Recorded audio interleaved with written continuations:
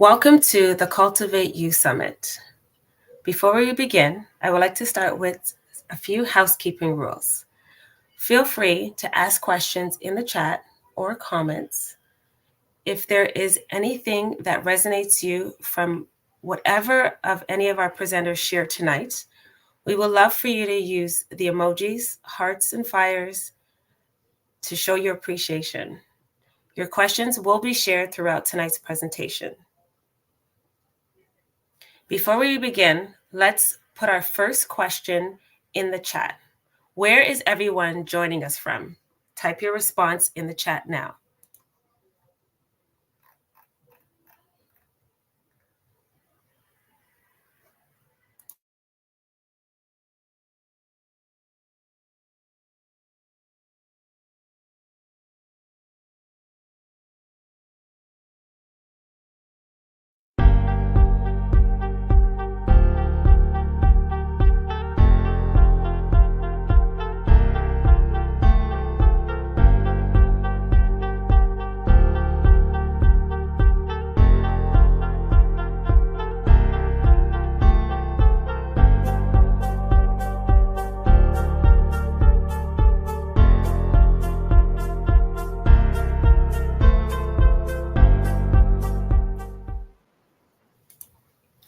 Before we begin tonight's event, let's take a moment to acknowledge the ancestral lands upon which we gather virtually from all corners of the world.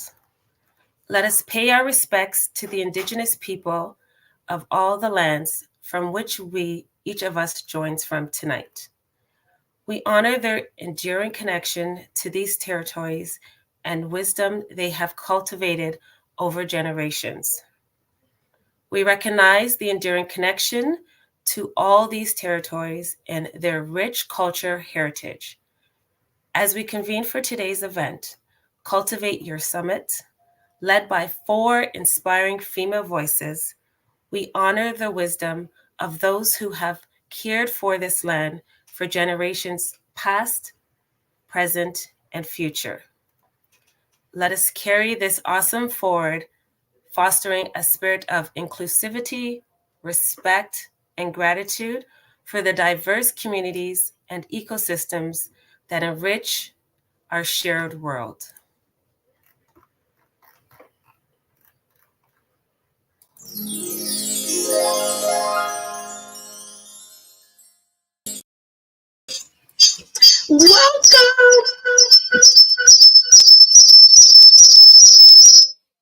Welcome to the Cultivate You Summit. I am so happy you are joining us from all over in different parts of the world, and you are catching, if you are catching the replay, just type in replay in the comments when you watch it and share your questions and comments that you may have.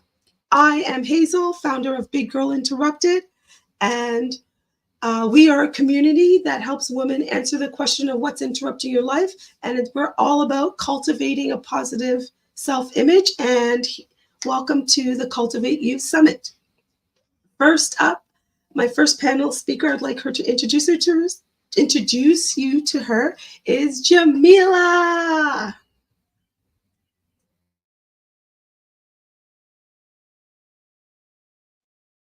Hi, everybody. Good evening. Lovely seeing you all. Should I do an introduction? Okay. So my name is Jamelia Gay. I am the founder of Jamelia Gay Coaching. I provide ADHD and executive function coaching for individuals who either have a diagnosis or they are struggling with their challenges on a day-to-day. I help you shift your mindset and to recognize and embrace the fact that you are luxury, you are high valued, you can live in luxury, and the strategies that you need and success is very attainable with some systems and some tools in place, and that's where I step in.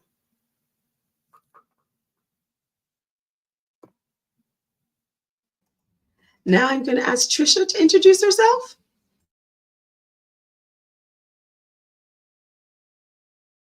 Girls, an apparel fashion design that I coordinated myself that I started in 2021, sorry. I am also a merchandiser in cosmetics, so I do relines. I am put together setups for new lines such as the OP1 that I just did. I also put together Elf, Milani, Essence, Jason Wu, Black Radiance, and we have many more lines coming up. I set my business up to help motivate women after I had left an abusive relationship in 2015. I was married for 26 years and I left with my 3 adult children to start new. And during that course of time, when we were moved to our new residence, I lost the place that we were living in through COVID because of the owner selling the house. And I left to go to a hotel with my 2 older adults. My youngest son had reached out to his father to help us, and he had given me an ultimatum saying that I could either move in with him and we'd all live together and that's how he would help us, or I would get no help. So I moved to a hotel for over a year. And through that, I experienced more barriers, more power control with the systems, with the management in the hotels, to the point that it was too hard for me till my daughter, because there was so much frustration and so much pressure and financial and anxiety and whatnot, she started to show the same type of behavior as her father. So it got to a point that I broke down and I could no longer continue. I was in a fetal position crying, and I reached out to friends, many friends that I had met. And it was one person, my partner now today, that said to me, if I was willing to come into the unknown and take a leap of faith, that he was there to do that. So that's what I did. And that's where my new journey started over 18 months ago.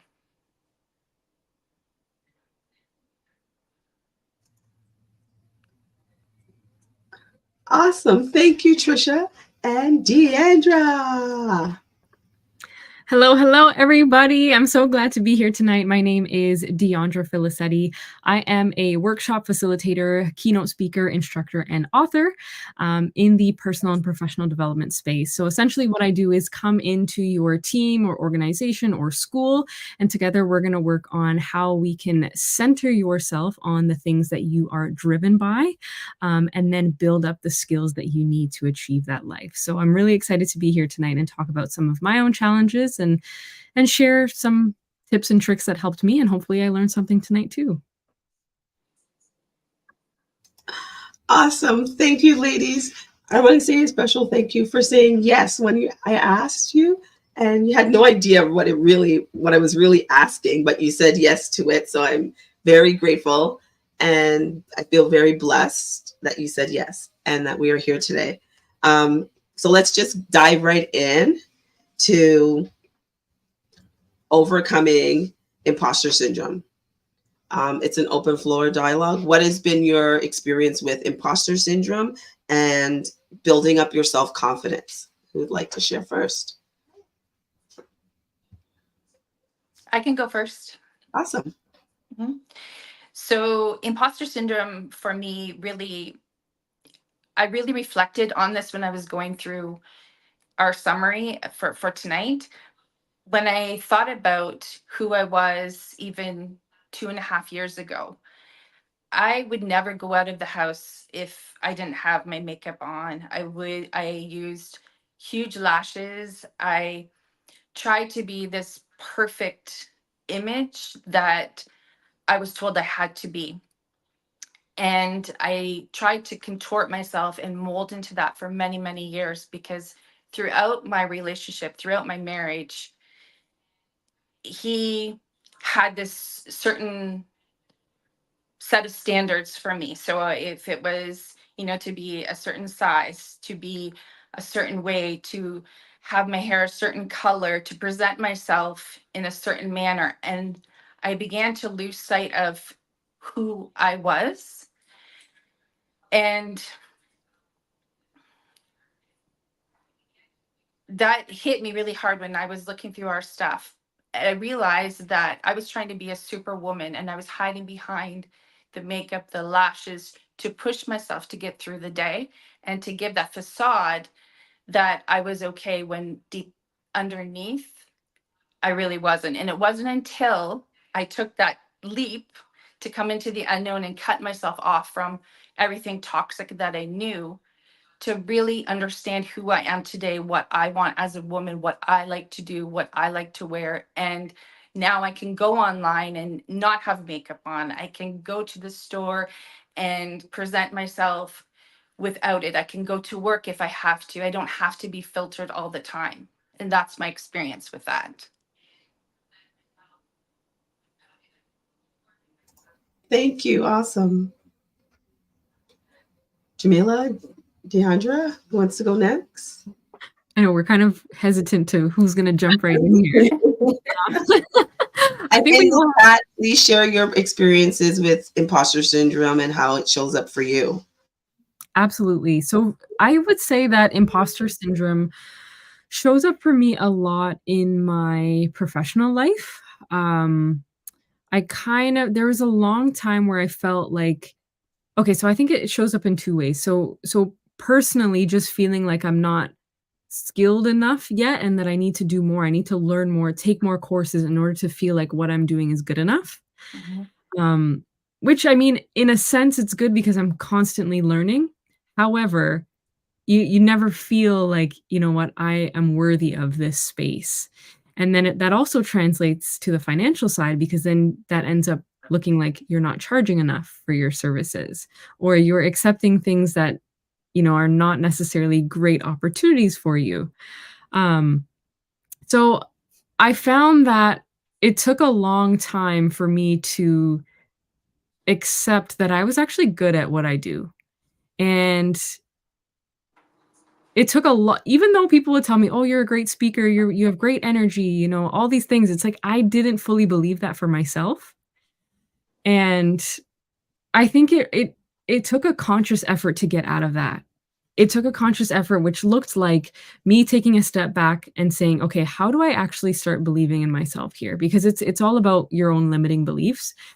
And it wasn't until I started looking around and thinking, okay, I got to look at what other people are doing in my industry. And I can see that they're doing things a little bit differently, but I'm doing it just as well. I'm doing it just as good as these people, if not better in some cases. And so I had to really take a look at some like lean on confidence from other people to then pull that into myself. Now, that doesn't mean imposter syndrome completely goes away because I think once you take on bigger and bigger challenges, it creeps back up. So I find that, as I'm pushing myself to do bigger things, the imposter syndrome comes back and it's a constant battle of pushing it away.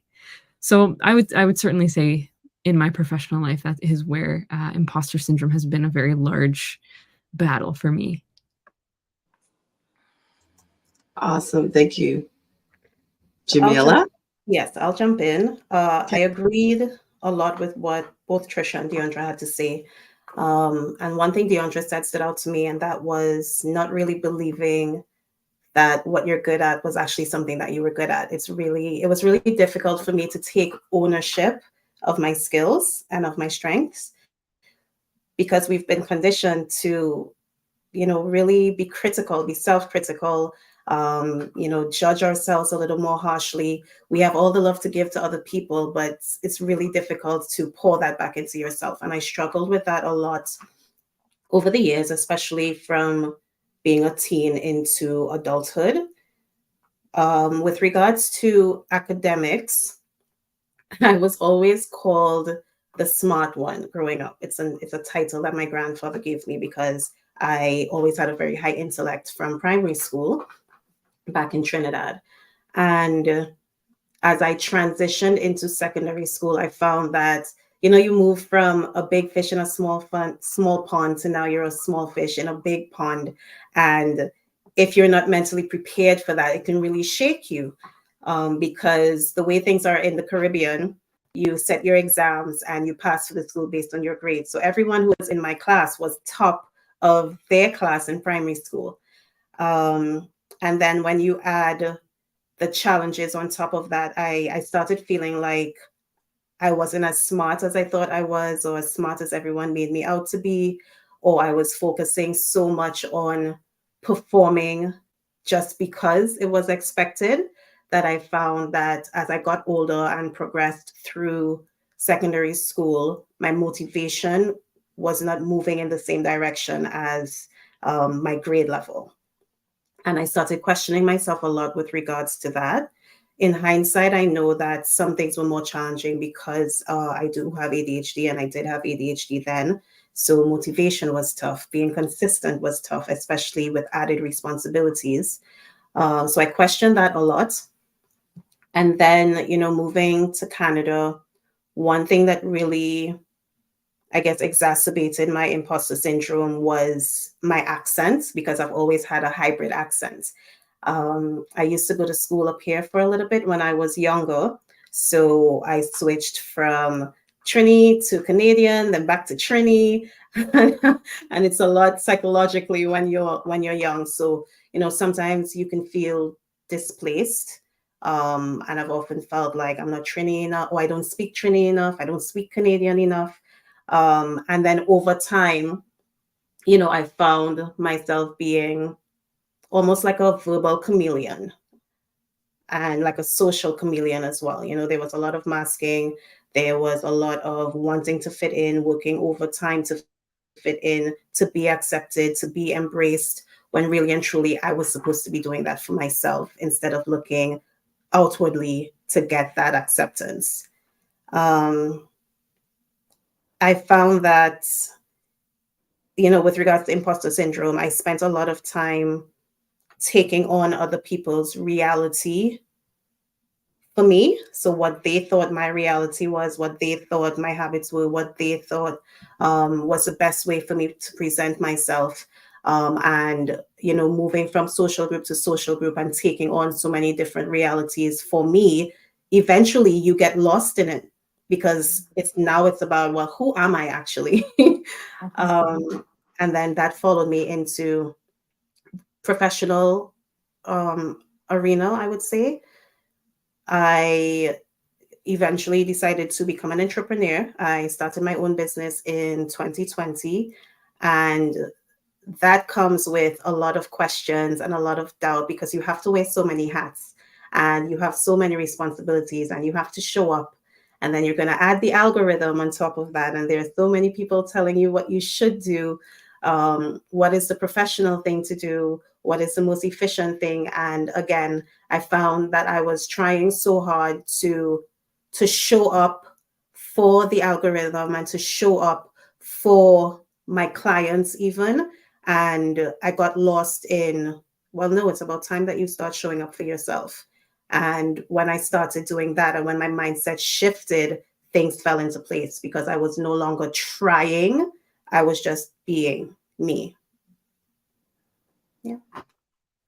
Can I add one thing that really stood out to me for you? Yes. You know, especially when you're talking about how in your childhood, you know, we were taught to be so self-critical. I think this impacts women so much more because we're socialized to be humble. Because if we're not and we think we're all that, then everyone's like, "Oh, look at her, like she thinks Yes. she's all that." So we're taught to, even if we are exceptional in whatever way, we're taught to hold that in and not express that.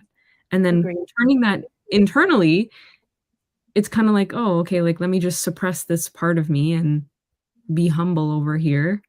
And yeah, I think that can translate to imposter syndrome as well.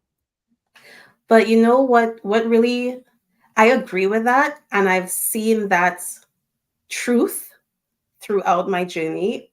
But when I think back to when I was younger, I wasn't raised to suppress it. Like my parents raised me to speak up and they raised me to be confident, not to be cocky, but to be confident. And as a child, I was confident. Like, I had a book called The Book of Manners. So if anyone came over and they were smoking, I'd be like, nope, you got to go outside. We don't allow that in this house. Like I always spoke up. But I found that I did that with adults because with adults, I knew my place. I knew what respect looked like. I knew where Mm, I fit in. I knew my role. I knew not to overstep, but I was very secure in who I was. But when it came to being around my peers, yeah, it completely shifted, and it was like a dual personality almost. And when I found that when you are amongst your peers or people who you think are in your group, sometimes you try harder, and because of that you shrink because you yes, may have bigger personalities or people who are more vocal in those ways or those settings. And I always found that really, really strange for me that I can be that confident and still shrink at the yes. same time. And that's not an oddity because I see that all the time with my workshops. Like the younger the students I work with, their confidence is high. And Mhm. then for the transition from elementary school to high school, something happens where their self-esteem and their self-confidence is affected. And it's like they have to relearn everything that they were taught as a child to then be able to advocate for themselves. So I find that really interesting. That was your experience as well, it seems. To me, the correlation is the more exposure you have with the world, if you're not sturdy enough, and sometimes you are, and something catches you off guard and it's hard to dig your way back. But Yeah. the more experience or the more exposure you have to society, I feel like your innocence shrinks Yeah. a bit more. Mhm. And then while your innocence goes down, your doubt goes up. And Yes. like you Okay. said, we have to relearn that balance. Yes. Right.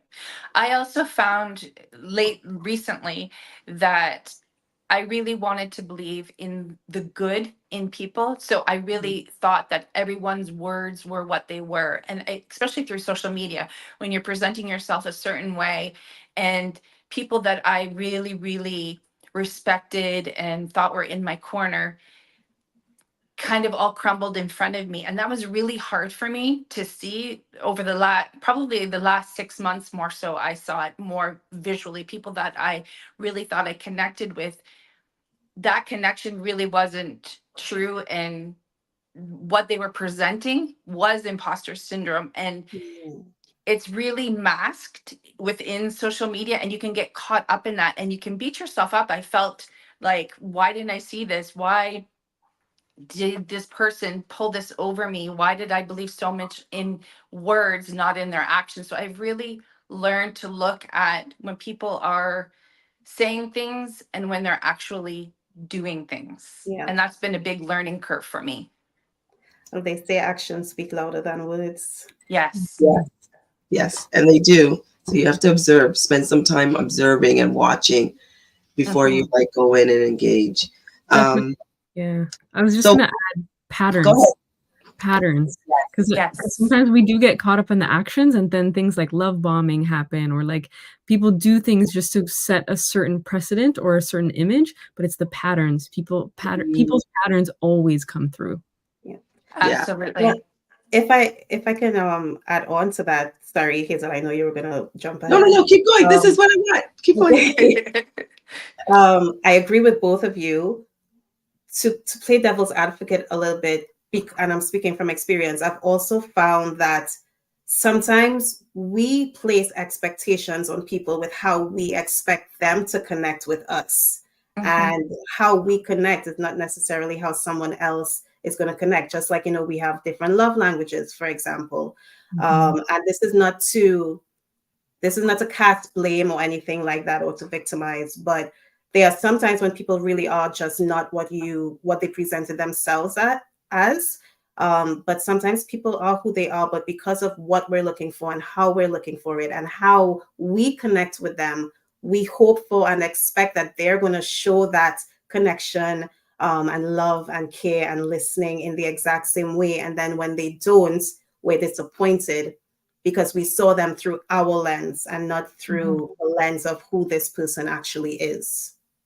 Yeah, I agree with that. I think there's a quote, I think it says, I expect me from everyone else. And that isn't always how it is, right? It's an unrealistic expectation, and automatically we feel disappointed and defeated.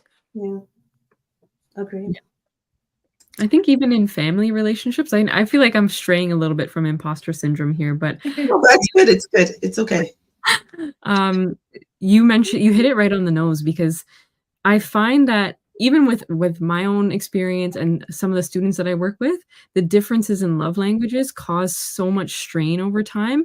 And it's like, I wish my mom would love me like this, because maybe the daughter's looking for words of affirmation, but the mom is the type of mom who packs your lunch in the morning, but she's not going to say, good morning, darling, I love you. That's just not how she expresses herself. I find particularly with Caribbean parents that you don't get words of affirmation as much. But acts of service are there. There's just that difference. So learning how to shift how you see people expressing their love and saying, oh yes, she does love me, because look, she packed my lunch today. Or my load of laundry. Yeah. I like that.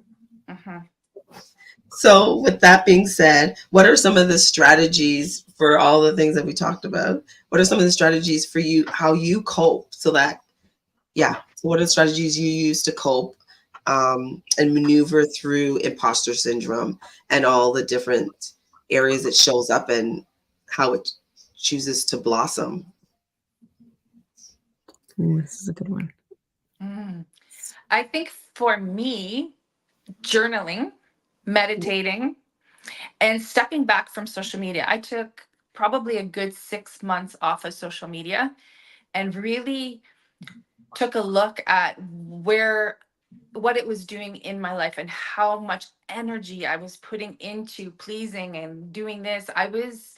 When I was so caught up in editing videos and putting out content, and I was in probably 10 different families on social media and running hashtags and doing all of this work just to kind of cover the pain inside, right? It was a good buffer for me.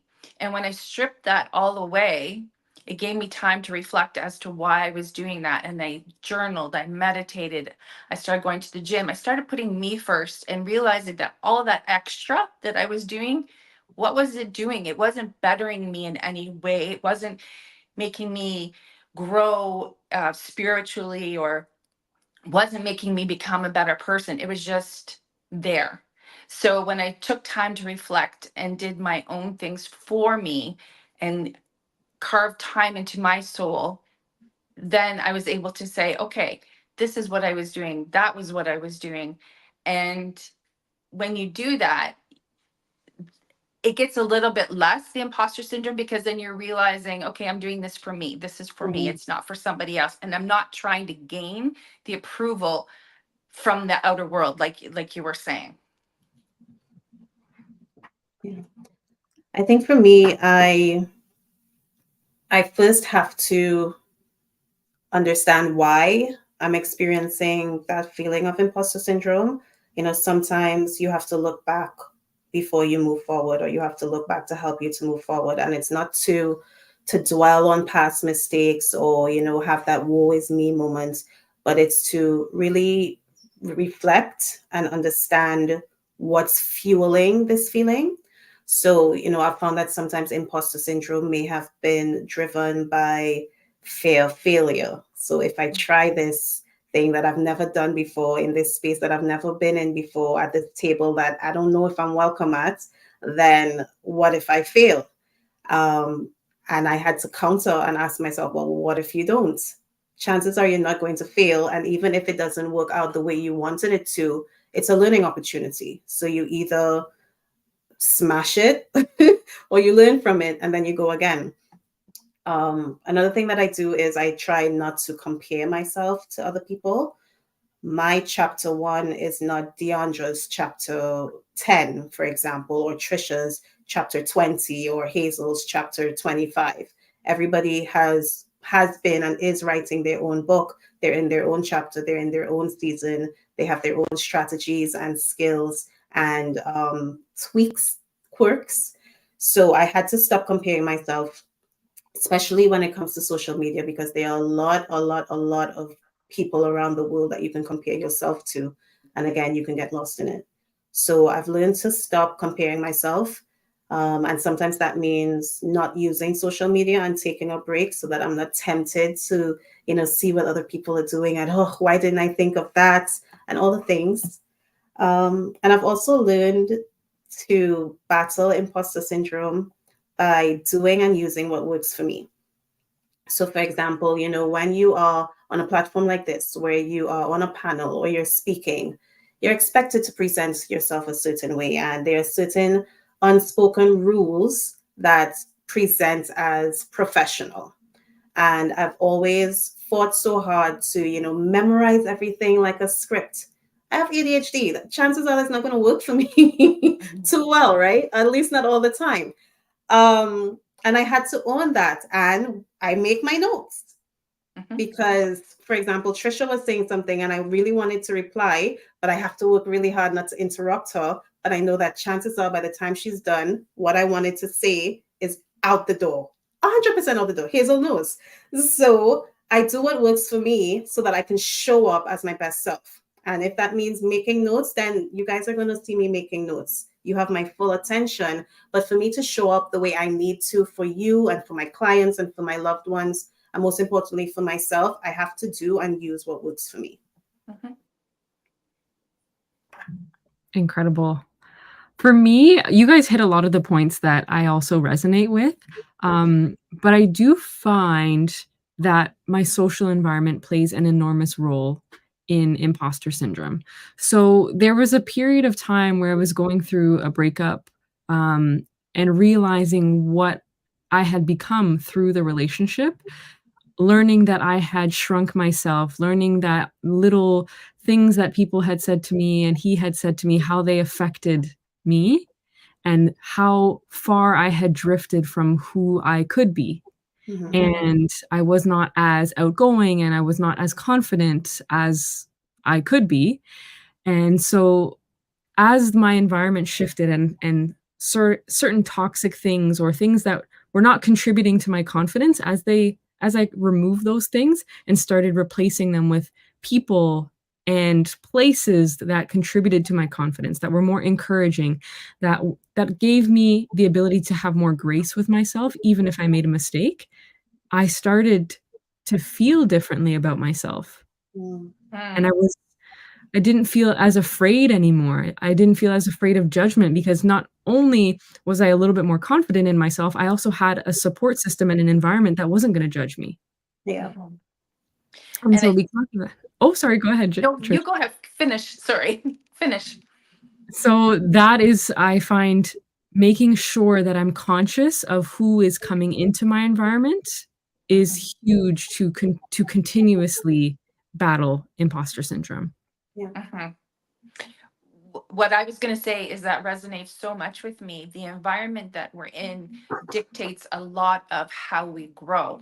Because me being in my new life with my new partner, with my new networks, I have grown and flourished so much. Not saying that I don't have days like today before we came on here, I started crying because this is my first time speaking. This is huge for me. This is something that I never thought I would be capable of based on prior triggers. So that was playing in my head just before coming on here. I was making my notes. We were running through it. So I was getting anxious and feeling like, oh, do I really deserve this? Is this really for me? Can I do this? Yeah. So and he was there telling me, yes, you've got this. And every single day I'm hearing positive reinforcement that pushes me further. It pushes me to do my designs, to make networks, to talk and to use my voice, where before I was like, "Ah, I don't want to say this. What if somebody judges me?" But me knowing that by saying what I need to say and putting it out there with all of you, gives another person an opportunity to say, hey, I feel exactly like this. And if she did it, I can do it. Absolutely. And I loved your earlier point about the social media. So one of the things that I did throughout this process, I created a new Instagram account after my, Mm, and I still have both, because I have a lot of old family and friends on my old one, and then my new one, I post more positive things, and I'm very conscious of who I'm following. So it's in my yes. and it's insane how you can go into one page and look at the feed and how negative it is, Yeah. and then you go into my other account and see how every other post is something positive or uplifting, or I'm following some leader or keynote speaker that inspires me. So just how what's in your feed is very important, and it looks very different for different people. Exactly.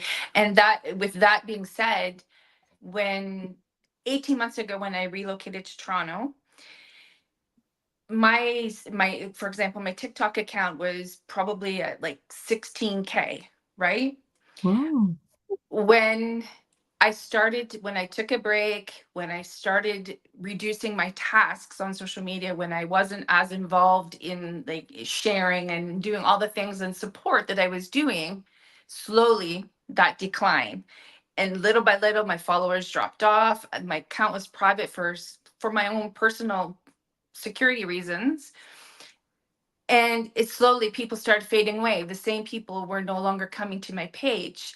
The people that really, really genuinely wanted to know my story and what was happening to me stayed. Mm-hmm.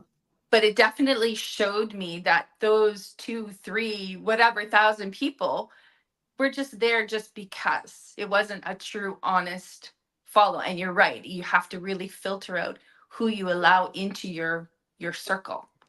Yeah. Absolutely. Yeah, If they I were can, curious. They didn't care. yes. Exactly. They Curiosity. didn't care. It wasn't true. Yeah.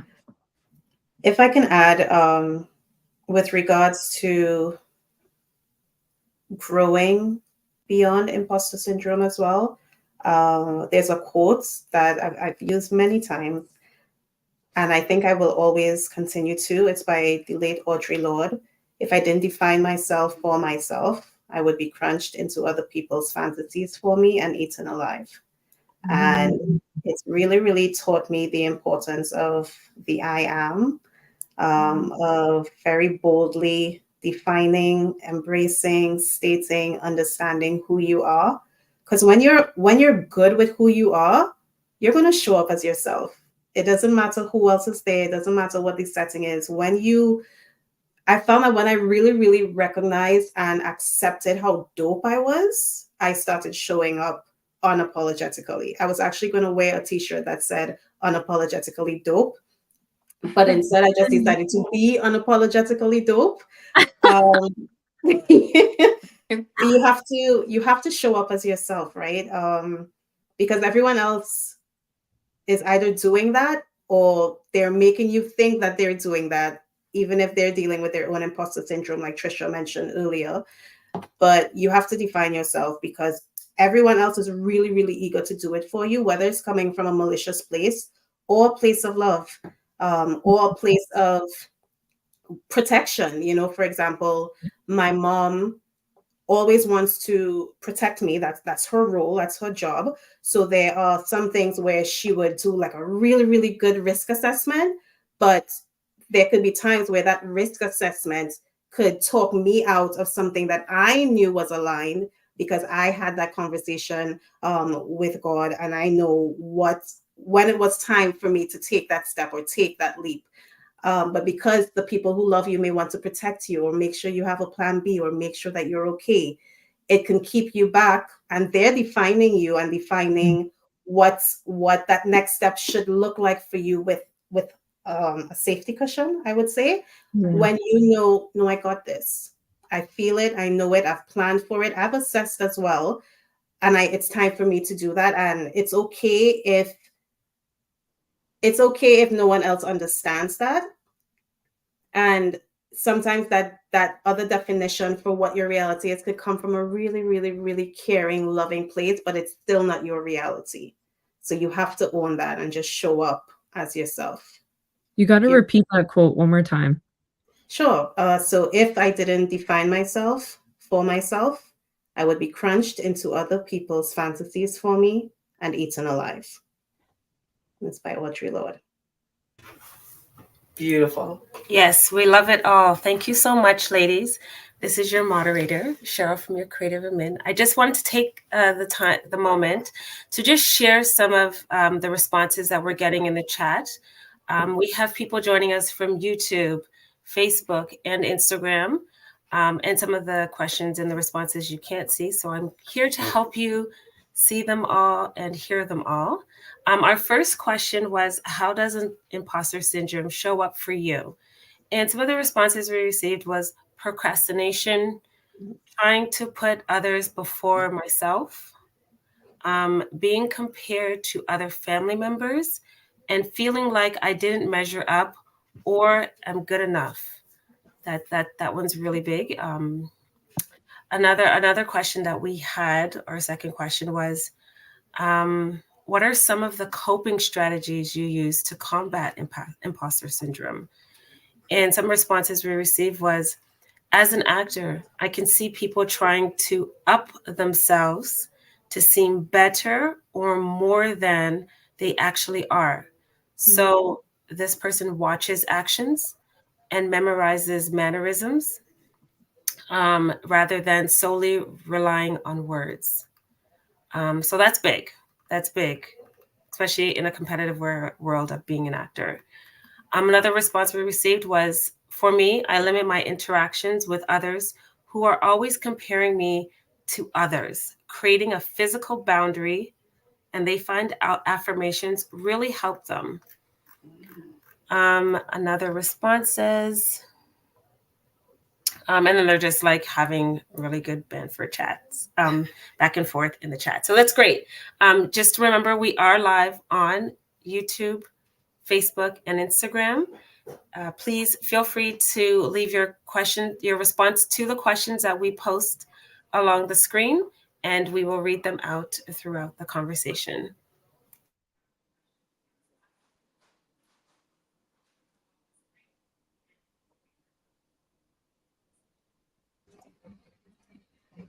Wow, that was some deep conversations happening. It's awesome. Beautiful, beautiful, beautiful. And thank you for allowing me to have the space for you to share. I'll share my imposter syndrome is this event is me, and this is the strategy of me stepping outside and defeating my imposter syndrome. I like to name my imposter syndrome when she shows up, and it is a she, and her name is Berta. And me and her battle We battled through this. She tried to get me sick. Well, she did get me sick, but she tried to create a blockage for me not to show up and not have a voice. But I have a voice, and I will always win. And I always battle with her, but I know that deep down inside, as long as I am doing my affirmations, meditation, journaling, positive self-talk is what I do a lot of, a lot every day. I struggle with Berta because she always shows up and questioning things that I want to do, and is it the right thing for me to do? And this event, she showed up a lot. You don't know what you're talking about. You don't know, nobody's going to say yes to you. Nobody trusts you. Nobody believes in you. These are the things that, I battle with. But she's not going to win. She's never going to win. And I'm always going to win. That's what I keep telling myself. And that's the positive self-talk that I do. And the result of that is this, creating this space for us to have these open conversations, having open dialogues, and just being true and real, and sharing our own experience. Because at the end of the day, yes, we're entrepreneurs. Yes, we are maybe moms, partners, whatever, all the umbrellas that we carry and have, but we still, at the end of the day, we're humans, right? And we have these imposter syndrome battles that we have to field. But I love the strategies. I love the sharing, the candidness. But what would you say is some of your key takeaways from each other? And what have you learned? And, what have you, and listening to each other, what are the reflections you're making? Because I've made some reflections as well. So I'm going to say my first key takeaway is from you giving Berta a name. I love that. I am going to borrow that. I'm not giving it back to you, so I'm going to take that. But I feel like it's such an amazing strategy to make it tangible, because when it's tangible, then you can battle with it, like you said, right? As opposed to it being this mystical thing that we're never going to be able to work through. No, it's Bertha, and we're going to battle, and I'm going to come out on top. So that was a key takeaway for me. I love that. And that stemmed into something else that I forgot because I didn't have time to write it down. See why I use this? So I'll circle back. I'll jump in. A couple of key takeaways. Jamelia, that quote, I absolutely love it. And it has me thinking that I need to be even more intentional with defining who I am. It's definitely been something I've increased my strength at over the last few years based on the experiences that I've gone through. However, I feel like I can do a better job at making that more formal and more tangible. Now, Hazel and I actually did a podcast episode for my podcast. And in that episode, we talked about the other side. So not only naming Berta, but naming your ideal self, your superstar self. And so we both agreed that our superstar self was Beyonce. Hey. Yeah. So channeling Beyonce when we need to get through those moments. And also Oprah. We talked about Oprah a lot because, we got to get the business professional side sometimes. Yeah. And then also my other key takeaway was with Trisha, like just the connection of how your personal life can impact every other part of your life. I think we're all aware of that, but just hearing your story, Trisha, was really, really inspiring and really hit me deeply. And seeing that you went through something so difficult and it really impacted so many parts of your life. And then even, as you mentioned, your daughter as well. And I think, that just makes you a little bit more conscious of the patterns and the things that are going on around you to take action a little bit earlier.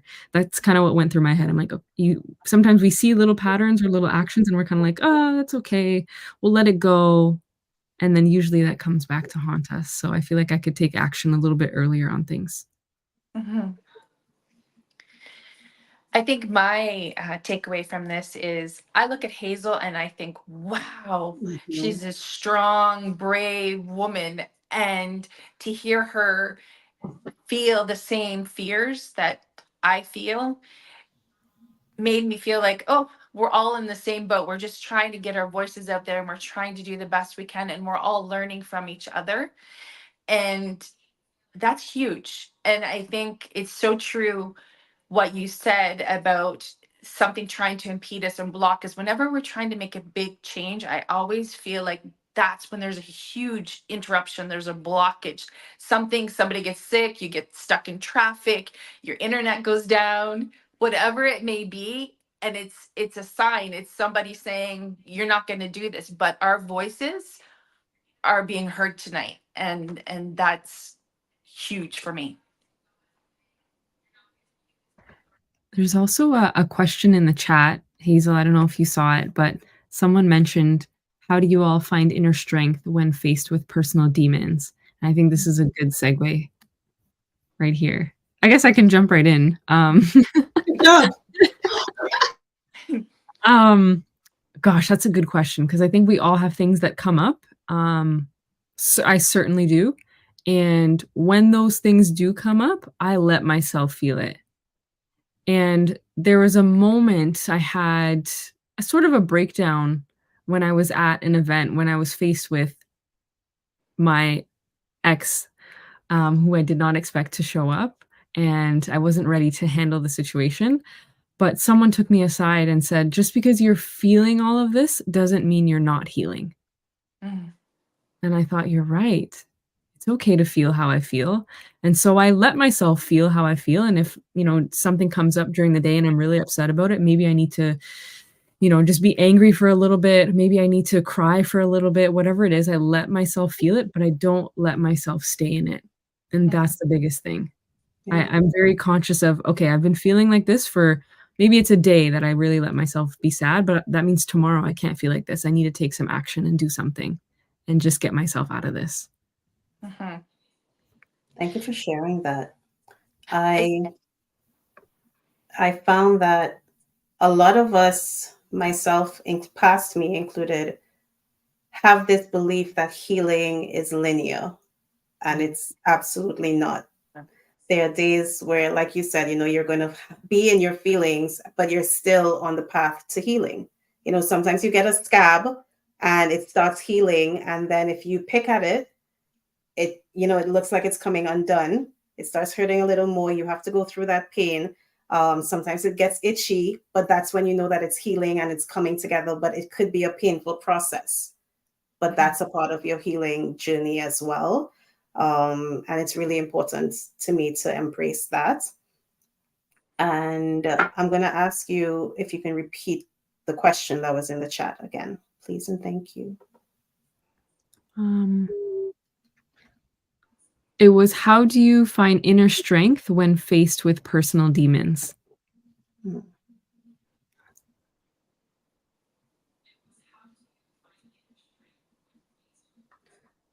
I'm very faith-based, so I pray a lot. I record my wins. So, for example, you spoke about that experience that you went through, but you managed to continue, and you had your process and you felt through it. Trisha, you had your experiences, and you're on the other side. Those are accomplishments. Those are huge wins, and sometimes we forget because it's easier to remember the painful things and the flaws and the hoods. So what I've found is writing down and documenting the things that I either did really well, or the painful days that helped me come out on the other side. It's really good for me to have that somewhere, so that those days where, like the past question, imposter syndrome comes in, or those days where I'm going through something really trying and I feel like I'm not going to be able to work through it, or I feel like I'm not enough, this is never going to work. I go back to those days where, you've been through a lot. You've been through this situation, you've had this feeling, you've been crying, you've dealt with depression, you've had to take medication, and here you are. Um, I've really had, like I said before, sometimes you have to look back to move forward, right? And sometimes you need those reminders, not to remind you of the pain, but to remind you that you progressed beyond the pain. Mhm. I agree with you. For me, when I first came here, I started a journal. My partner helped me start a journal, and my journal was broken down into what was the day, the date, what did we do that day, how did I feel, where did I feel this feeling, and the networks I made. And I did that journal every week for my first year. So now when I look back at it and I say, wow, this is how I felt. And I'm feeling shame right now for something really small when I have been through all of this change. It's a really good way to remember your wins, because you're right. It's so much easier to fall back on our triggers and say, I felt this before and this is how I'm feeling, and I feel really down on myself because I haven't met this goal, but yet you've met so many goals prior to that. So that's where I find my strength. What you made me think of with that is, sometimes I know we're talking about inner strength. To be honest, sometimes I need external reminders of my inner strength, because when you're in that moment, sometimes we're human, right? So sometimes we forget. Um, and so I think back to the On Purpose retreat. So some of you may know that I hosted a retreat in last year, 20, I don't know. I hosted a retreat recently. And I was amongst a group of phenomenal women. We really created a sisterhood, and I really wanted to make a safe space for these individuals to be able to connect and show up for themselves, and really seek and find their inner strength. And throughout that journey, I realized, well, no, sis, this is for you too. And it actually took them saying, it took them recognizing that there was something that I was holding on to that I needed to talk about, and I needed to let out, and I needed to work through. And I didn't really realize that until I was with them. And it took that community to support me and to remind me that you are strong and you can deal with this and you can process this and heal from it. But I needed that reminder to do so. So sometimes I need that nudge, and to find the inner strength, I also have to give myself grace and practice self-forgiveness, because sometimes personal demons and struggles, sometimes we're at fault. We're human beings and we're not always right. I haven't always been right. And there's a lot of guilt that could come with that. Sometimes we're not at fault, but I've thinking back to past relationships, for example. I've put up with some things. I have put up with some things, and I have put up with some people. And there are situations that they no longer hold power over me, but they did for a long time. And I had to really, really forgive myself for accepting less than I was worth, Mhm. and for not valuing myself enough, and for not defining myself at that time. I had to work through the guilt and work through this negative self-talk, because I can talk positivity into anybody around me, and it's the hardest thing to talk positivity into myself. Mhm. And I really, really had to learn. I had to unlearn being mean.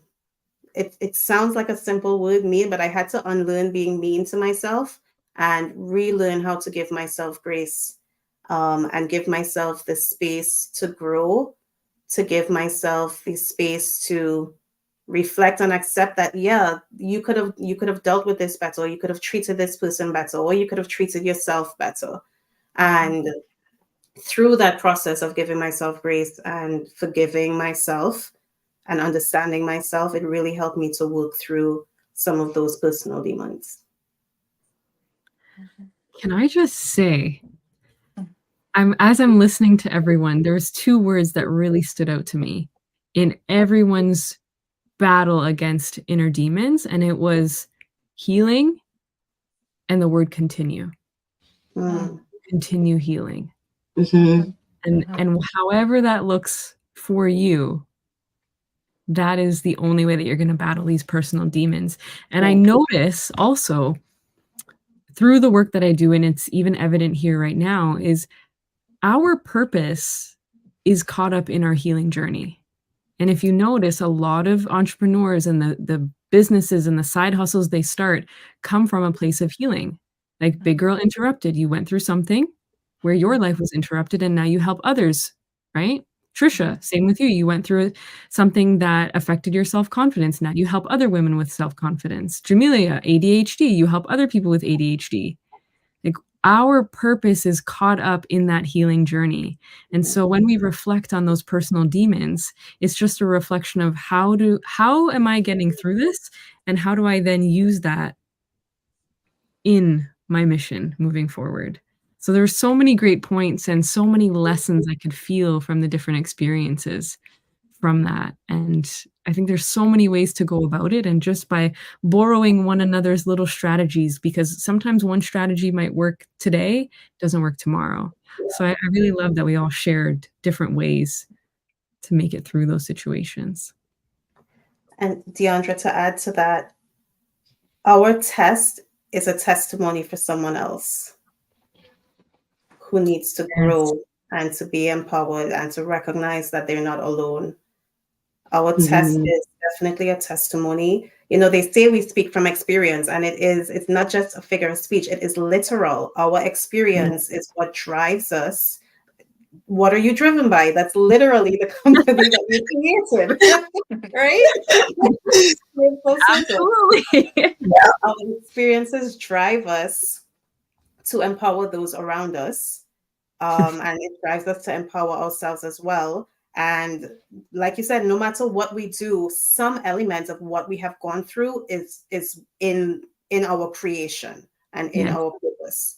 And then with regards to you started off talking about healing and continuing, and then you switched it, continue healing. And, you know, one thing I want to say is to pause, to practice the pause.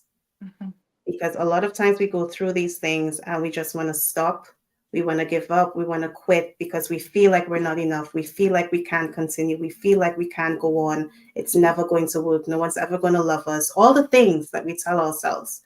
Before you get to that point where you stop, just pause. And if you pause long enough and really just sit in it, light's going to turn green again and you're going to go. You're going to continue healing. So don't quit. Just practice the pause. And for those who don't get the inside joke, my business is called Driven By, and I always Driven By. It's all aligned. It all aligns perfectly. Awesome. Oh my gosh. Beautiful conversation. I love this. Love this. We do have some comments. So you read? Just read them. Okay. So our first comment is, is that the question we answered? No. Oh, that we are not alone. We all have something or someone who tries to knock us down. And it's great to hear the differences of how the panel is working on those issues. Yes, it is beautiful. And we're also creating a toolkit, you know, with all of our different strategies and our experiences. We're creating a human toolkit. We're filling everybody's cup up. Another comment, naming my imposter, recognizing how it presents itself. Sometimes it shows up having a panic attack. Oh yeah. Yes. Anything else? Life is like driving a car. Is that right? Okay. Life is like driving a car. You put yourself in the driver's in drive to move forward to your destination / goal. The rearview mirror, sorry, is to see where you are leaving. Mm. One shouldn't stay in park and expect growth. That is a Woo! big line. Yes.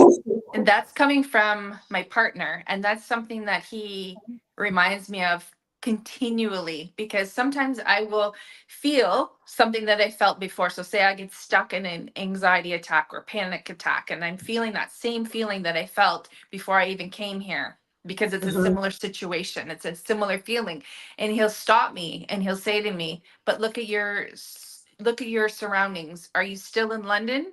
No, you're here in Toronto. You're here with people that love you, that respect you, that admire you. You're safe, you're good. And reminds me that that's the rearview mirror, but I'm no longer there. I'm going this way. Yeah. I love that. I'm so glad that you have someone so supportive to help you move forward because honestly, like, that's a blessing. Definitely. Yeah, Yeah. and you deserve it. So, Thank you. Agreed. Amazing. Amazing. Beautiful. Does anybody have anything else they want to add before we take like a 2-minute break and I'm just gonna- tackle the next topics? the one thing that I wanna leave one thing with people because I had a conversation today on the Mhm. phone with someone, and I think imposter syndrome came up for them. Mm. And they talked about how they follow all these YouTubers and they really like how, they're so creative and making videos. And I said, "Well, why don't you make videos? You're skilled." He happens to be a mechanic, and I'm like, "You could make a YouTube channel or a TikTok channel where you show people and teach people how to fix things." Yeah. Mhm. And then what do you hear? "Oh, I don't know if I could do that. I don't know if I'm ready for that. I don't really know how to edit videos." And I'm like, "You could learn. You learned Mhm. how to fix cars. I'm sure video editing is not that difficult for you. Not that you don't have time because you're doing what you would do all day, every day anyway." And I'm like, "Is it because you don't believe in yourself? Is there a fear that you're gonna be judged? What are" and he's like, "You know what? Yeah, that really is what it is. Maybe I could do that. Maybe I could be good at it." So, I think I just wanna remind people that if you find yourself pulling away from things, from opportunities, that could be your imposter syndrome because sometimes we're not even conscious of it enough to work through it, and we Mhm. just qualify ourselves from opportunities because of that imposter syndrome that is underlying or unconscious or subconscious, so just came So up for I want to piggyback on that. Hmm. If the seed has been planted in you, it means that you're capable. You Mm. just have to get the tools to get it done. Mhm. Even if it means asking for help or spending some time doing a course to learn about it, whatever the case may be, the fact that that seed has been planted in your mind, the fact that that talent is there and that skill is there and that, what if it means that you're capable. And once you're capable, there are things or people that can support you to help get you there. Yep. That's one. The second Yeah. thing that I want to say is, Trisha, with your partner's comment, the very ending where he said, you can't expect to stay in park and see growth. Yes, thank you. I love the efficiency. One shouldn't stay in park and expect growth. And all I can think of is seasons change for a reason. Mhm. Seasons always change. And it means that there are things, there are elements that you don't take with you or you can't take with you into the next season. When we go into spring and summer, we're not wearing those weighty jackets anymore. We're not covering ourselves in layers of imposter syndrome and self-doubt and critique and all of this. We're leaving it behind in that other season because it's time to evolve, it's time to bloom. And sometimes it's your mindset that you need to leave in winter or in fall. Let it fall away. It's called fall for a reason. It's time to shift and evolve, if you want to see growth and you're going to keep moving.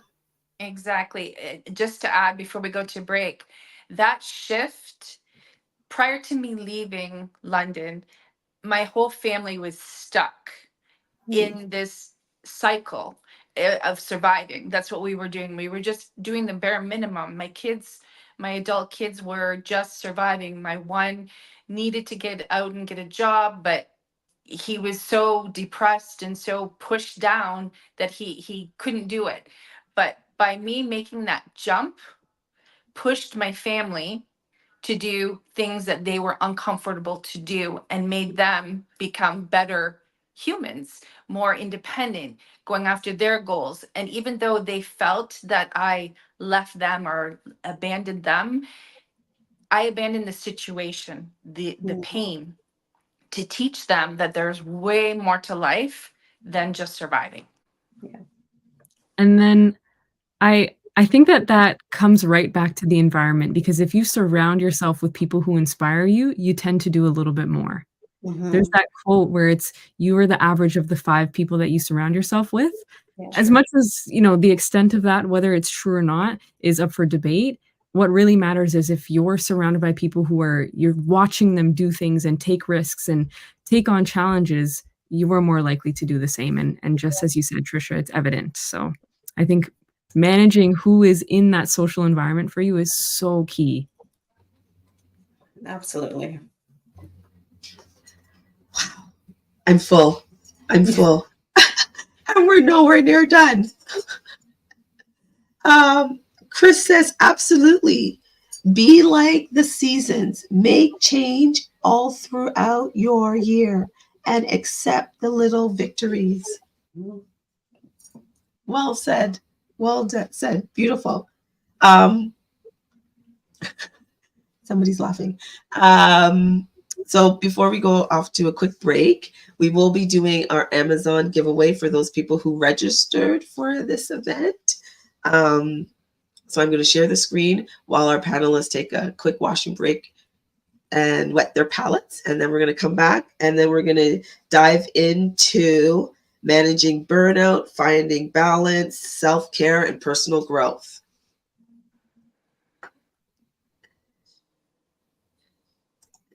Okay. So share screen. Beautiful. Do you see it? Oh, yeah. And where do I spin it? I'll click to spin.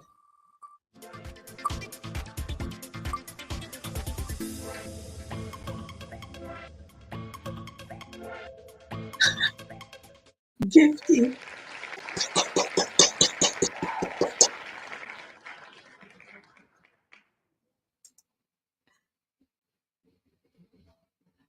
Stop sharing. Stop. Congratulations, Gifty. Gifty, you can send me a DM on Instagram and we will get your Amazon gift card to you. Other ways that you can win is Deandra has a book. Trisha is giving some apparel away. And those you need to be on our email list to participate in that. And you also need to complete our event wrap-up survey. So in order to win those prizes and receive those things, you need to just continue to follow us at Big Girl Interrupted all over Facebook, Instagram, and YouTube for all the details coming soon.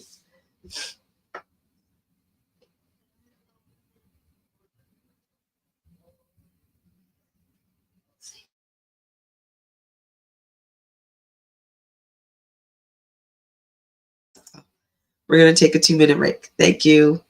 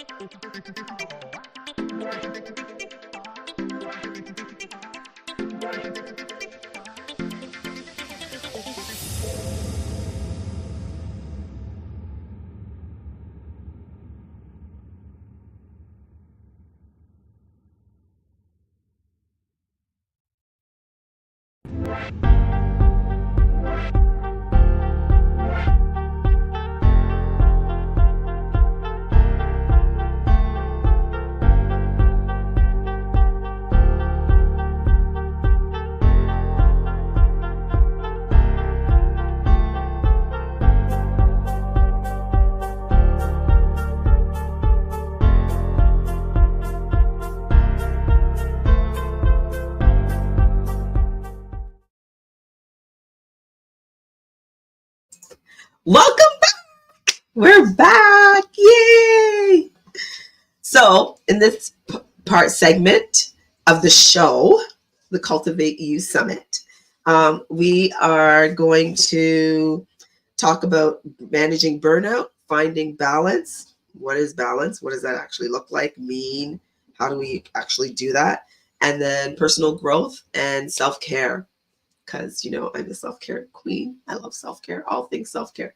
So that's how we're going to wrap up tonight. Please, in the comments, show us some love, ask your questions, share your tips and strategies and tools.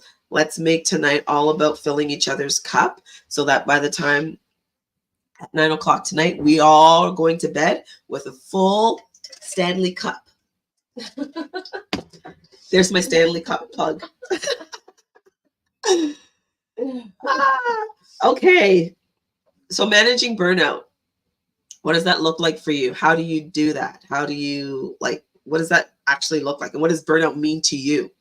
Because it can mean so many different things to everybody, and it shows up differently for everybody. So who's going to take it away? So I'll start by saying I first had to stop holding burnout up on a pedestal, and I had to stop wearing burnout like a badge of honor. You know, I feel like we've been conditioned to show that we're actively on the go all the time for it to look like we're adulting the way adults should adult, or to look like we're being professional and we're performing and we're being productive. So, you know, I found that a lot of times people would say, "Oh, how are you?" And I'll say, "I'm busy," like it's a good, like it's cool, right? And there, you know the difference. There are times when busy is productive and times when busy is burnout. So the first thing I had to do was stop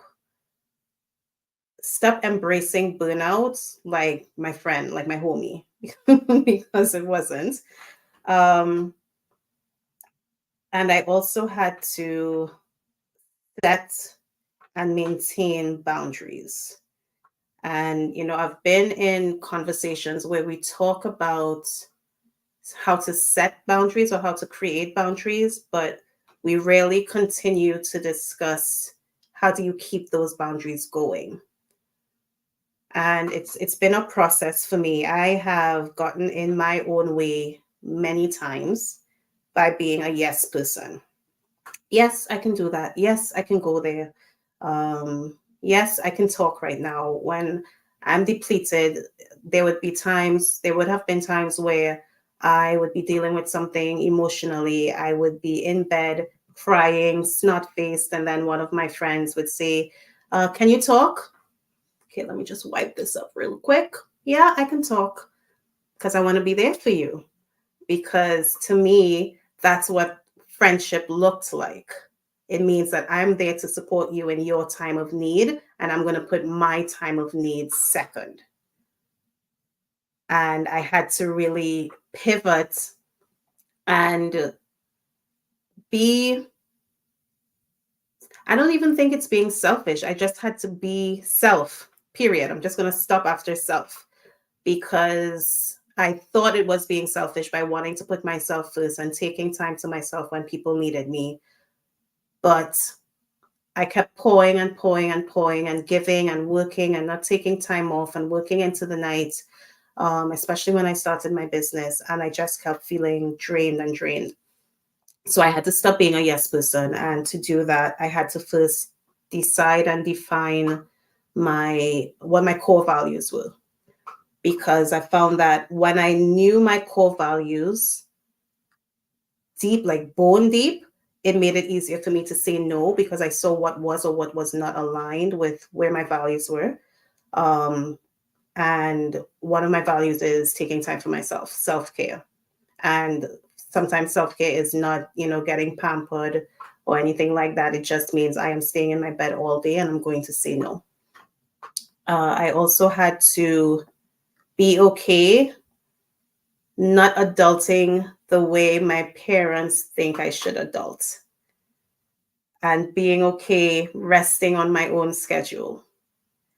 My folks, their work ethic, stellar. Like they know how to get they're the epitome of adulting. And lately I've found that, especially with my dad, if he decides like I'm gonna get up at 7 a.m. and this is the day I'm going to get things done out in the backyard or whatever the case may be, he expects that this is the day that you're going to be showing me that you're actively working too. And I'm like, no, I've gotten to the place where no, I've already planned my week. I've done the work that I needed to do. This is my day of rest. And it's okay if it's not yours, and vice versa. But I've had to get okay with people frowning, or, not, giving me that kind of, this is not how I thought you would do this, or how you should do this. I've had to get okay with people not being okay with my methods and with my breaks and my pauses. Once I got okay with it, life was good. So I had to, really say no and maintain my boundaries, and not be flip-floppy with the things that I was trying to set for myself. Sometimes we're afraid of how we're going to be perceived.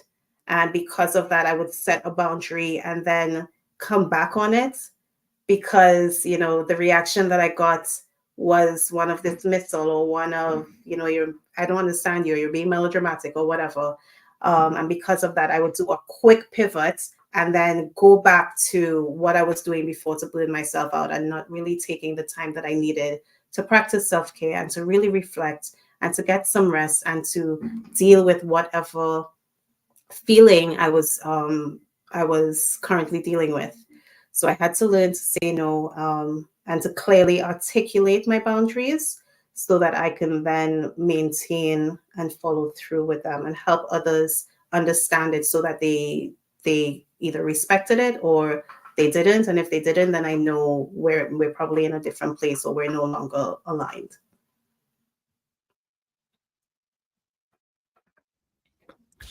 You hit everything on the nose for me. That is really and truly where I struggle with burnout as well. For me, it really is about saying no and learning to say no. That is very difficult to do. And just as much, so you talked a lot about setting boundaries. And I find that just as much as we have to set boundaries with other people, and have the ability to say no before we overcommit ourselves, because I overcommit myself all the time, you have to set boundaries with yourself too. Yeah. Because that overcommitment sometimes comes from me, because it's like, oh, I want to do that. I want to do that too. It's not just someone else asking me, oh, can you do this? It's me saying, I want to go and do this, this, and this. So I struggle with this constantly. And one of the ways that I've been dealing with it this year a little bit better is, at the beginning of the year, Jamelia was actually a speaker.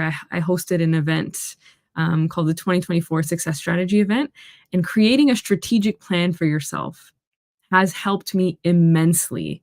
So for me, what that does is I have a vision of the things that I want to accomplish for the year, and then I have it broken down by month, what I need to do and what I need to take action on, which tells me immediately what is the capacity that I have. And so there have been about 4 major projects that I've turned down, because I said my strategic plan calls on a lot of my attention for the first 5 months of the year.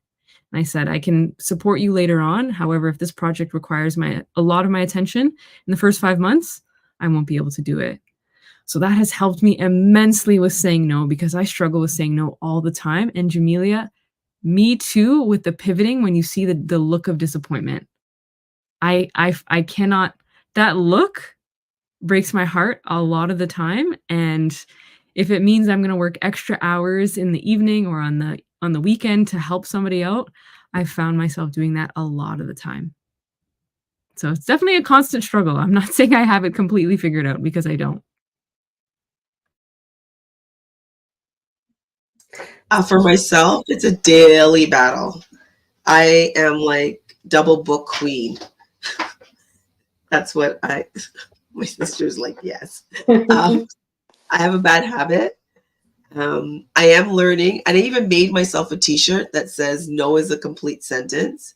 And that was just for me, to help me, because I'm constantly saying yes. I want to help people. I'm in the helping profession. That's what I do. And it's a daily battle. Am I learning? Have I made some improvements? Yes, I've made some improvements. I have a calendar, a journal, agenda. Sometimes those things I don't look at them. I'll just say yes. And then I'll be like, you'll get into the guilt of, do I want to do this? I don't want to do it anymore. Mhm. And then that eats at me. And then I'll be like, okay, but then on the other side of that, I'm like, okay, next time I'm going to write down all of my things, what I need to do, what I'm available to do. If I'm not available, I have to say no. But it is a learning progress for myself, and a struggle that I have, a big struggle. So I think Hazel, sorry, Trisha, I'll let you go since you haven't talked yet, and then I'll come back. okay. I think to add to that is we touched a little bit on this earlier. Us as women wear so many hats. We're trying to, like if you are a mom, if you partner, sister, daughter, we're trying to accommodate so many different individuals in our lives that we feel so much guilt if we don't live up to that expectation. But myself, I really learned that when I thought I was beginning to heal several years ago, when I was in survival mode, I was just doing the bare minimum. I was just getting to work. I was just making ends meet and not even really even doing that. And I was allowing everything else to take precedence. I was, putting my kids' needs before mine. I was making sure that this was happening, making sure that this bill was paid, and just go, go, go on adrenaline, and not even realizing that I wasn't even touching the self-love that I needed to do. And so burnout can look very different to everyone, because some people now say to me, "Oh, I never knew that you were going through that, because you always looked like you were okay. You were always going, you were always doing." But because so much was going on, you have that adrenaline rush and you want to keep going and moving, and so that's how burnout can look like too. So Trisha, you spoke about being in survival mode, and that really, really, really hit home for me. And I thank you for bringing that up. Um, so one of the things that I do now is I thank myself for what I needed to do and what I said yes to, or I felt I needed to say yes to when I was in survival mode. I thank myself, and then I very gently say, I no longer need you in this season of my life.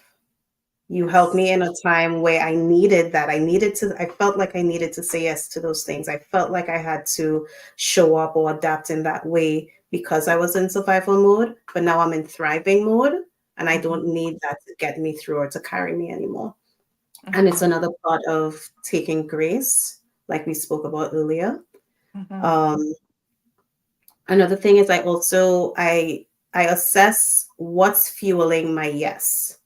So if I'm saying yes to something, what's the driving force behind that? Is it because of fear? Is it because I don't want to be rejected? Is it something negative or something external? And if so, then sis, we need to reassess your yes. And it's probably going to turn into a no, or let me think about it. But I have that conversation with myself now. Like, why am I saying yes to this? Is it for my own reasons, or is it from out of survival mode because of how I would have responded in the past? Because I'm not trying to get back to that place. And then the last thing that I was going to say is, Hazel, one of my strategies I actually got from you, and I don't think I ever actually told you this, but I remember this is when we've been networking for a long time, and we've been in, similar social circles, I would say. But when you and I first started actively or connecting with intention, and we went to Starbucks, for example, and whatnot, I remember there was one time I asked you if you were going to another networking event or something, and you said, my social card is full for that weekend or for that month. And I keep that with me. One, I found it was so cool the way you said it, because you were so calm. You're like, no, my social card is full. And I love the way you articulated that. And it wasn't a question. There wasn't a semicolon or a comma. It was a period, very gently, but my social card is full. I'm not taking anything else on right now. And it's up to you to respect that or not. And I love that. And that has stayed with me. And that was over a year ago, I think. So I just wanted to bring that up. Thank you. You're I need to pull that back out.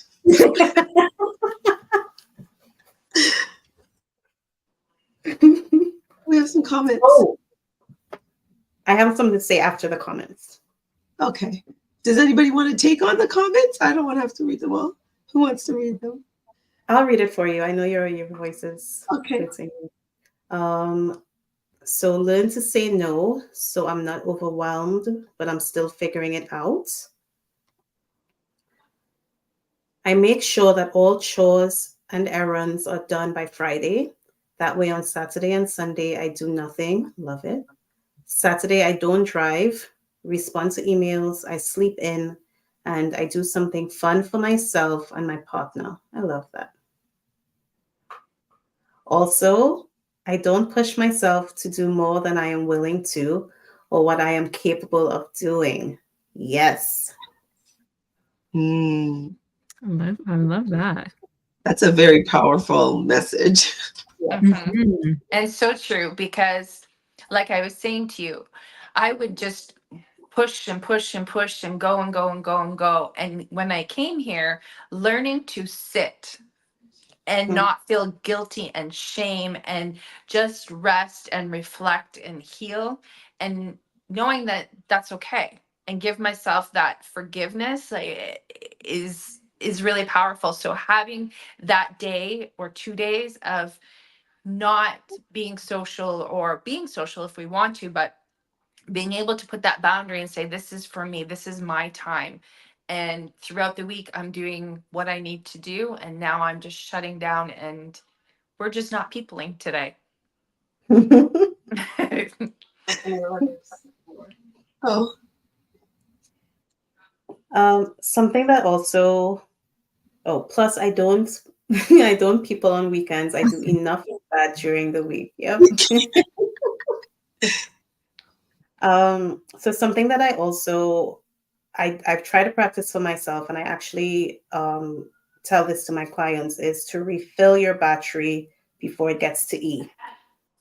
So a lot of times we tend to wait until our battery is in that red area, and that's when we try to rest, and that's when we try to refuel and pour back into ourselves. But you're so depleted at that point, and because you are already in that point of being burnt out, it's so much harder, and it takes so much energy that you're getting burnt out from trying to overcome your burnout. So, it's about learning yourself, identifying your triggers, or identifying when you're getting into that burnout phase. And by the time your battery is going from green into that yellow area, you need to start refueling so that you're not getting yourself into that place of depletion and burnout.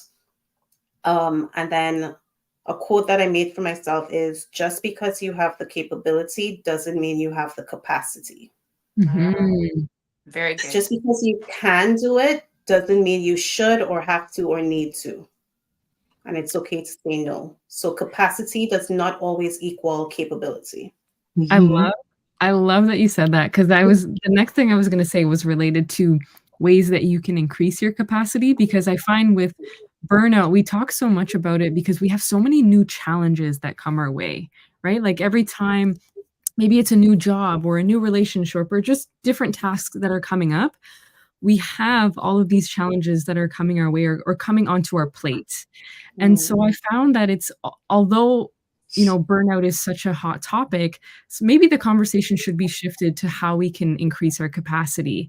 So one of the ways I've been looking at doing that is, how do I implement more systems that can take care of a lot of the minutia of what's on my plate? And this year, I'm really leaning into bringing more people in, because I don't know about you guys, but I can take care of it. I'll do that. No problem. I got it kind of person. And I need to be the one to let things go and let people join, work collaboratively with others in a team, and find other ways that you can increase your capacity. So that is definitely a new focus for me, because I find that as I was just trying to refuel and replenish, it was just kind of I was going like this, getting empty and getting full, getting empty and getting full, and I'm like, I need something that's gonna be a little bit more stable to manage everything that's coming my way. So definitely learning to implement more systems. Yes, That takes Yes. that's yeah. very good. That's a good shift. Very good shift. We have a comment from Instagram. For me, it was realizing that saying yes is everything is a recipe for disaster, and saying no allows me to breathe properly. Mm. Mm, I beautiful.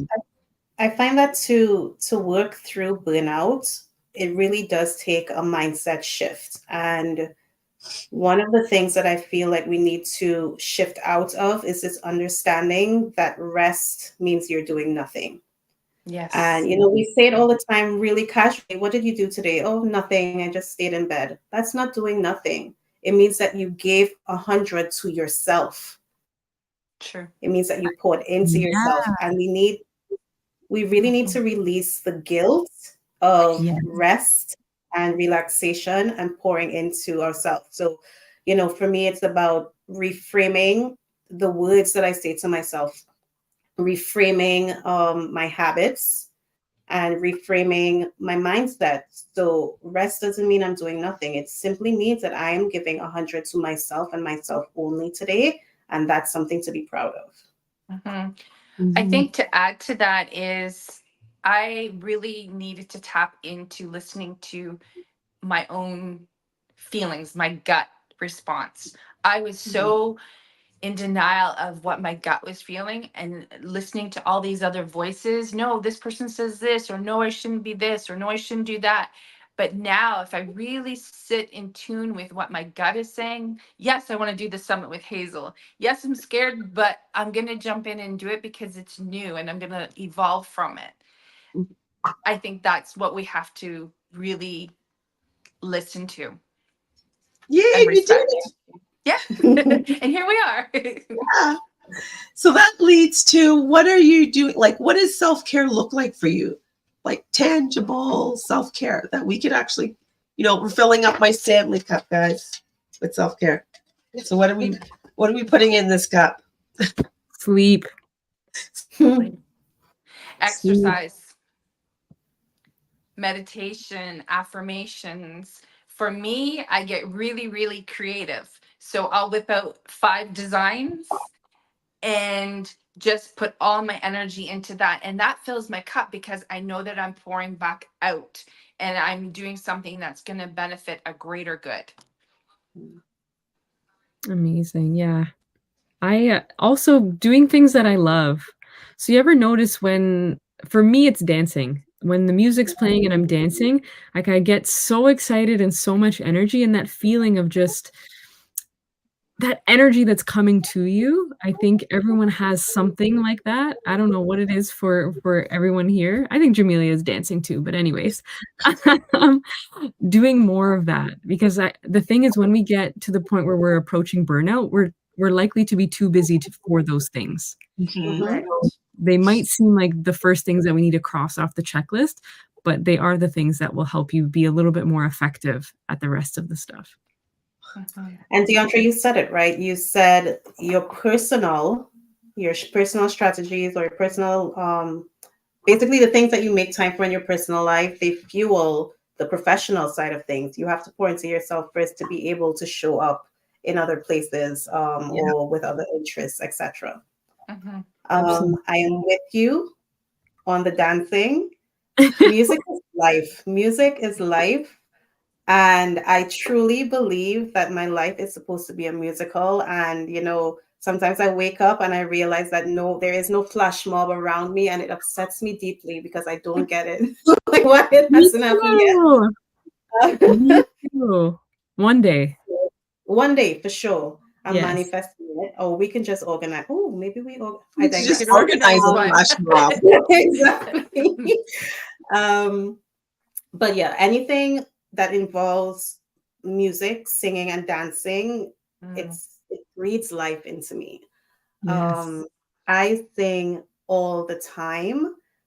I can probably turn anything that you say into a song, and that is self care for me. Um, Going to the movies by myself is very therapeutic. A lot Mhm. of people think it's weird. That's okay.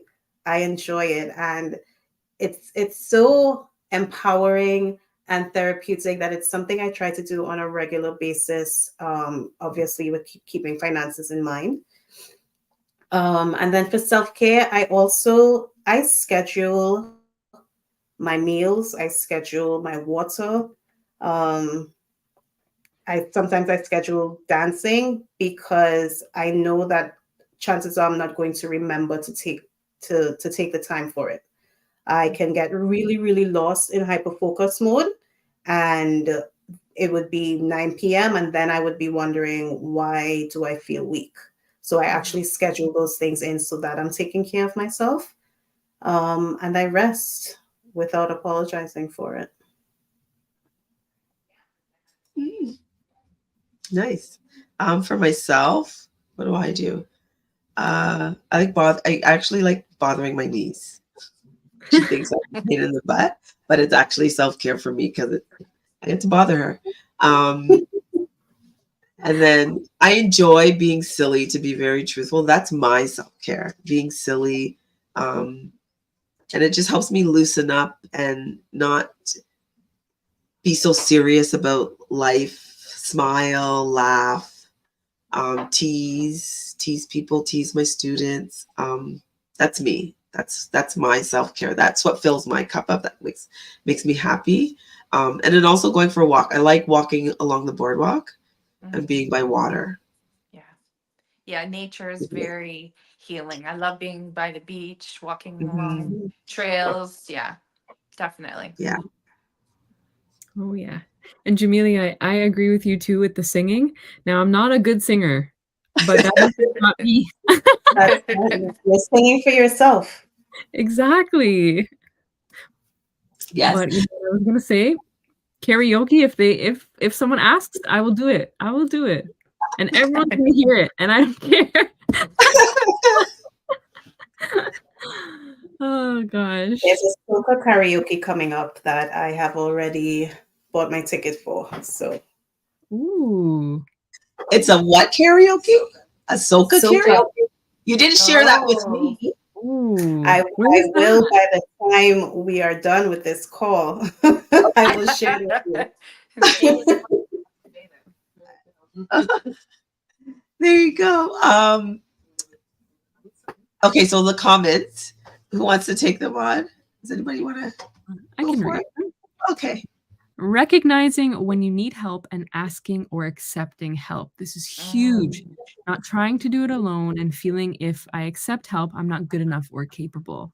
Also recognizing we have a limit. Absolutely agree.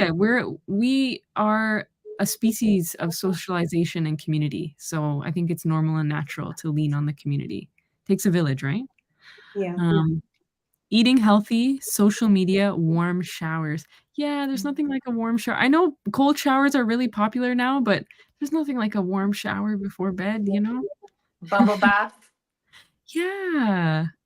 Yes, I love music. Music has healing. Yes, it does. It does. I enjoy my own company. I go out by myself as much as I can. Yeah, I think that's good for the confidence too, right? Sometimes, Agree. because you're right, like, people think it might be weird, but the more you do it, the more it's like, "No, I have the confidence to go and have a meal by myself or go to the movies by myself, and it's all good." Mhm.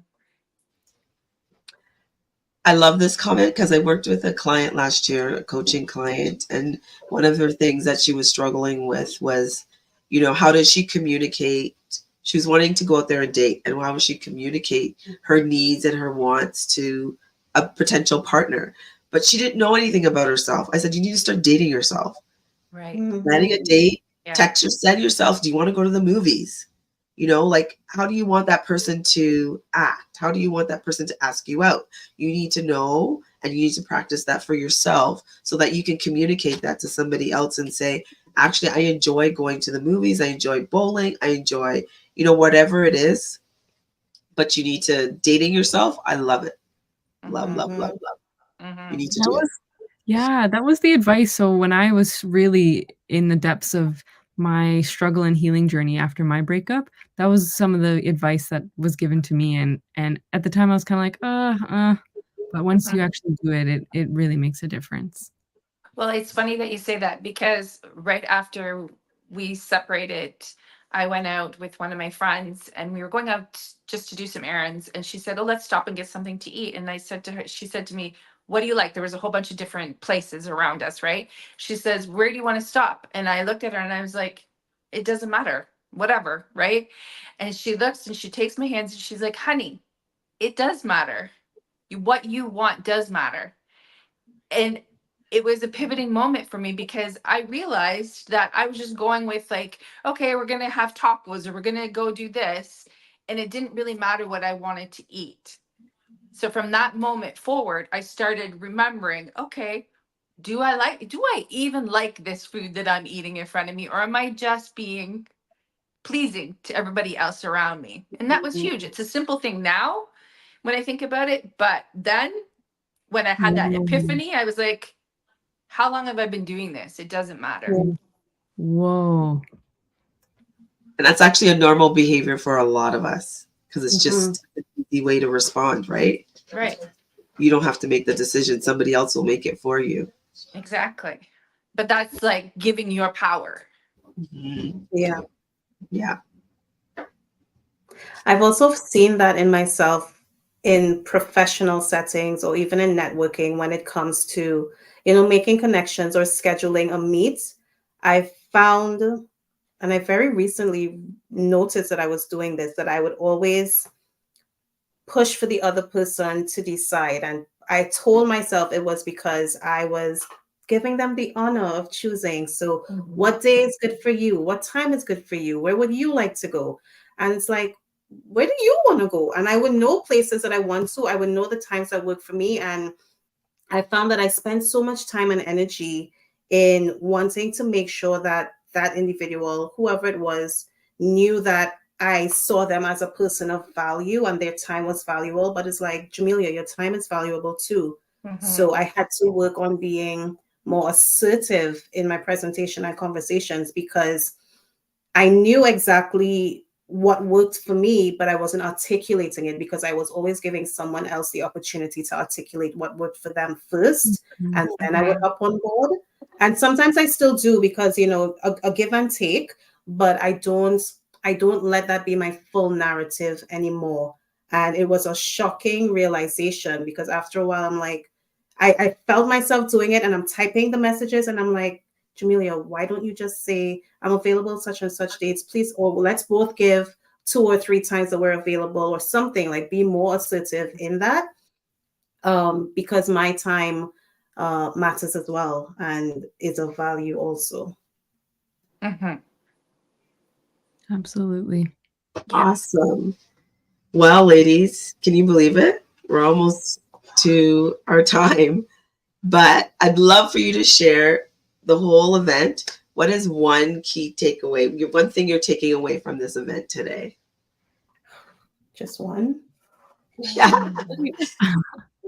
Yeah, just so that we all get an opportunity to share. Something Trisha said in the second half of the conversation stood out to me, and it was listening to your gut. And that's something I think is really, really important. Something that I think we all should do and should trust. We have to trust ourselves, right? And trust is a whole other topic, but that I'm really glad you said that. It truly resonated with me. So thank you for sharing. Oh, you're welcome. I think for me was when you were speaking about giving ourselves grace. That's something that I really, really need to work on. I get so stuck in, oh, if I had have done this, or if I just would do this, and not realizing what I have done and allowing myself that same grace that I would give to anyone else. But because it's me, I hit myself harder and expect more. So I think that really resonates with me. Wonderful. And I have to say it was the quote that Jamelia shared about defining yourself before you let other people define you, because I think that should be top of mind as you go through life. And it was reiterated to me when Trisha just mentioned that one quote about her friend and saying, what you want does matter. And I think we can get lost in the flow of life and the desires of the people around us. So making sure that we are constantly defining ourselves and our wants and needs, I think, is really important. Deandra, if I can very quickly just jump on that. Sometimes it is our wants and needs that cause us to devalue ourselves. It may sound contradictory, but I know in the past I've wanted so badly to fit in. And that's one of the reasons that I allowed everyone else to define me, because I thought that's what needed to happen to be accepted. Because I wanted the acceptance and I felt like I needed that to be me or to just be. So sometimes we also have to be careful of what we do with our wants and our needs. Mm-hmm. I think Yeah. that is such a good point. When you said about you just wanted to fit, that hit home for me, because for many, many years, I kept saying, I just don't fit here. I don't fit in this, or I don't fit with these people. I feel like I wasn't meant to be in this place. But now I don't feel that way anymore. Love it. Yeah. Wow. Thanks, What was your guys. key takeaway, Hazel? So my key takeaway was there was everything. Thank you for one. We put Berta in her place with this. Thank you, thank you, thank you. And Deandra, it was you with about shifting our mindset about burnout to about capacity. You know, really thinking about how we like, do we have the capacity and how do we like work through that? So that's my key takeaway. And it's definitely something that I'm going to be reflecting on for a couple of days and shifting how like my capacity and automating things. What can be automated or what can I pass on? You know, because we always have a lot of things on our plate. But this whole event, this whole conversation, and bringing my vision to life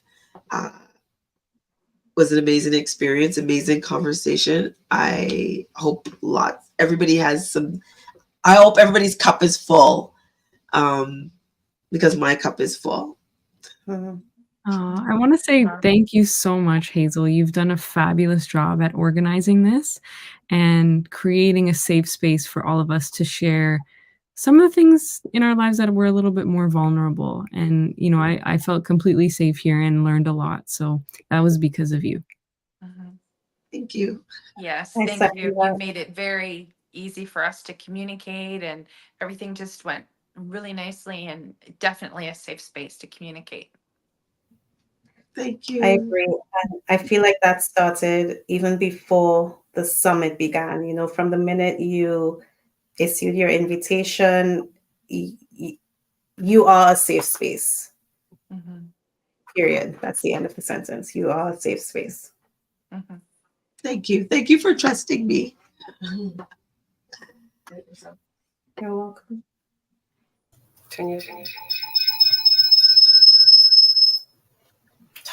Oh my gosh. Wow. All of that was amazing. It is your moderator here again, Cheryl from Your Creative Men. And there was just so much information. Deandra, Jamila, Trisha, Hazel. Thank you. Thank you for filling my cup. Thank you for sharing all of the tidbits, because I took so much away. All of it was a lot. So I'm going to go back and just write it down and just like, you know, how can I not do so much? I'm just the same as Hazel. I say yes to everything. And I just need to stop saying yes and just remember that, you know, I do have a life. I need to take myself to the movies. I want to go to that restaurant and eat at that place. You know, I love walks. I love exercising. I love doing these things. And I just can never do it because I'm always saying yes. So I'm now going to shift it and start to say no, period. Right. So this is 2024, and this is how I'm going to continue it and finish it. With that being said, the Cultivate You Summit is coming to an end. I'm sad. But we extend our heartfelt gratitude to each and every one of you who joined us from YouTube, Instagram, and Facebook. Your presence and engagement was enriched. All those comments that you left in the chat was amazing. Thank you so much for participating. But remember, our journey does not finish here. Your feedback is invaluable to all of us. So keep an eye out on your inbox for an email containing a survey, of course. Your input will help us shape the future of future events. And this will let us know how we can better serve you. And that's not all. Hazel did mention earlier that you should stay tuned to her social media platform as she'll be continuing the discussion, community interactions, and conversations. And this is where you'll be able to win some of the amazing prizes from our presenters, because they do have prizes that they are going to give away. So this is how you can win them. So once again, thank you for being a part of the Cultivating You Summit. Until we meet again, stay inspired, stay empowered, and keep cultivating the best version of yourself.